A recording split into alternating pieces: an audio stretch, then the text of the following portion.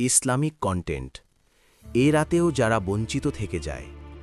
হাদিসের বর্ণনা অনুযায়ী কিছু লোক এমন রয়েছে যারা এই সাধারণ ক্ষমার রাতেও ক্ষমা পায় না, যতক্ষণ না তাওবা করে ফিরে আসে। হাদিসের আলোকে এরা হল: ১.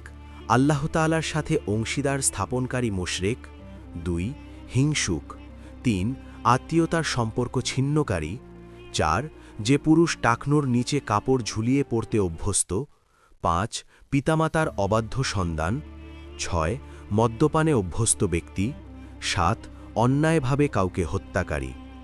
দেখুন সহিহ ইবনে হিব্বান, হা ৫৬৬৫, মুসনাদে আহমদ, স্থানীয় ৬৬৪২, যা বিসসুন্নাহ, পৃষ্ঠা ৩৫৫, ওয়াবুল ঈমান ৩/৩৮৩/৩85।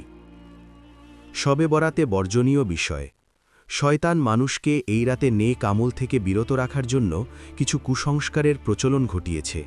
বিস্ময়ের ব্যাপার হল, কিছু মানুষ এগুলোকে নেক কাজ মনে করে শুধু বিভ্রান্তই হচ্ছে। এ জাতীয় কিছু কুসংস্কারমূলক কাজ হল: ১. আতশবাজি, পটকা ফোটানো ও তারাবাতি জ্বালানো। ২. মসজিদ, ঘরবাড়ি, দোকানপাট ও অন্যান্য জায়গায় আলোকসজ্জা করা। এসব অপচয়ের শামিল। তাছাড়া এটি বিদ্ধির্মী এবং হিন্দু দেওয়ালি উৎসবের সাথে সাদৃশ্যপূর্ণ হওয়ার কারণে অবশ্যই পরিত্যাজ্য ও বর্জনীয়। হাদিস শরীফে এসেছে, রাসূলুল্লাহ সাল্লাল্লাহু আলাইহি ওয়াসাল্লাম বলেন, যে ব্যক্তি যে সম্প্রদায়ের সাথে সাদৃশ্য রাখবে সে তাদের দলভুক্ত হবে। সুনানে আবু দাউদ, হাদিস নং 4031। ৩.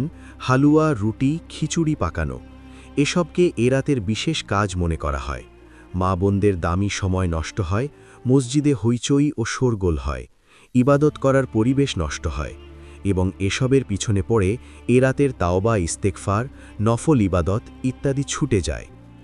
ইকতেসাউস সিরাতিল মুস্তাকিম 2/632, আল মুদখাল লিবনিল হাজ 1/299 ও 1/306, ইমদাদুল ফাতাওয়া 5/289।